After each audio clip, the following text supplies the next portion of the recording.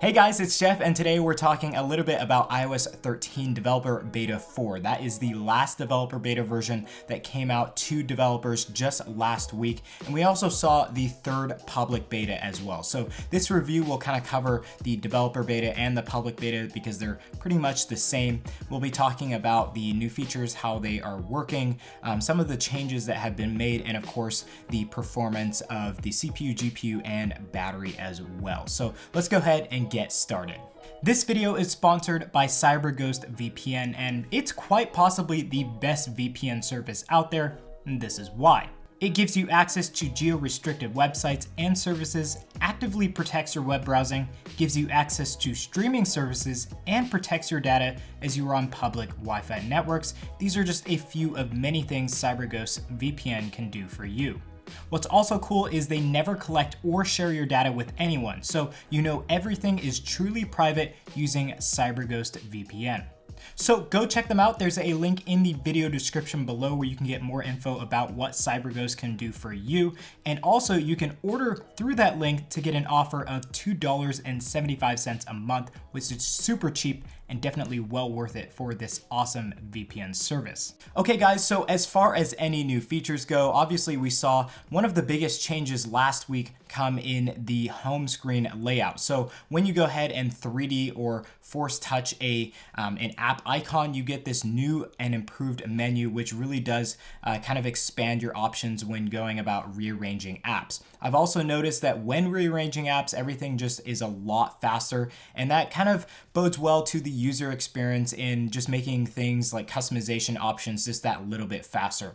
In the future, I'd love to see the option to place icons wherever on the screen. I know that's a huge ask given we've never actually seen that before, but since Apple's moving that direction, why not go all the way? Fingers definitely crossed for that one. As far as the entire user experience in Beta 4, I haven't actually noticed any bugs whatsoever. In Beta 3, I had a major LTE bug which was plaguing my device. Basically, I had full connectivity, full bars, and I couldn't access internet. I couldn't make calls very easily. Just the entire LTE signal was completely messed up. Going about like restarting the device really helped that kind of bug, but it always came back. So Beta 4 solved that issue, and I'm really happy that it did. And so far in Beta 4, as I said, no major issues found within Beta 4. All the bugs seem to be squashed, and the user experience is actually really, really smooth. So that will lead me up into my final recommendation just a little bit later. And yeah, let's go ahead and talk about battery performance, overall performance, and I kind of just touched up on it a little bit. Performance is doing really, really well. No lags or stutters. The UI experience is absolutely flawless right now, and even in the settings app where you typically see some lags, there's none there. The entire UI experience for me is very smooth, and the GPU performance seems to be holding up quite well. Now, as far as the battery life in turn to this speed that we've seen, the battery life is holding up really, really well. The battery life is really good right now. We saw about a 2 to 4% increase in battery life performance over Beta 3 moving on into Beta 4. So I'd say if you are worried about battery life in possible iOS 13 betas, it's actually not an issue anymore. In Beta 1 and Beta 2, battery life was kind of hit or miss for a lot of users, but moving on to Beta 3 and Beta 4, everything has really, really improved now, and the battery life is actually really good. So that kind of moves me on into the big question, should you guys be installing the betas? I always get it in the comment section down below where you guys are asking, is this safe to download and install onto my device? And I'd say yes. As far as the developer beta goes, it's pretty much the same as the third public beta right now, so everything's essentially the same. I think the days of the major bugs are definitely behind us. So if you go to the developer beta build or the public beta, I think both are very, very safe. Performance is good. Most apps that I'm using right now are working. Actually, I can't really say any are not working. There have been a few in the past, specifically with banking apps that didn't work with a lot of users. And as of right now, everything is working quite well in that category.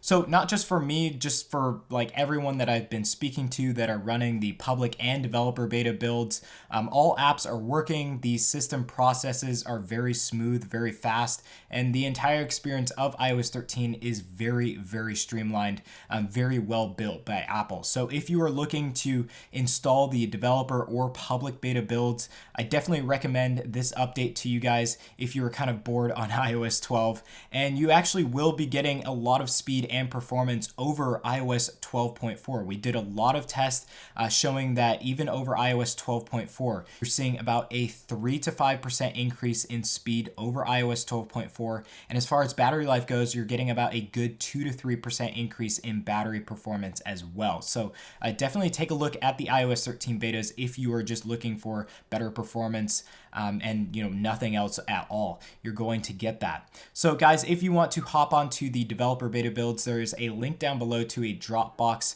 kind of folder. And then if you want to get into the public beta builds, which is about the same thing, there's a link down below as well. That link goes to beta.apple.com, and essentially you just go ahead and sign up for the betas. You can go to iOS, tvOS, iPadOS, and macOS Catalina and get all of those public beta builds on your respective devices. So guys, if you have any questions about the betas, maybe if you want to know what's working, what's not working, and if I'm experiencing anything, let me know in the comment section down below. I'd love to answer those questions as soon as possible. You can also go ahead, there's a link down below to our Discord server where there's a lot of active members sharing their personal experiences on the betas of iOS 12 and iOS 13, and there's just a lot of information there as well. So go ahead and check that out.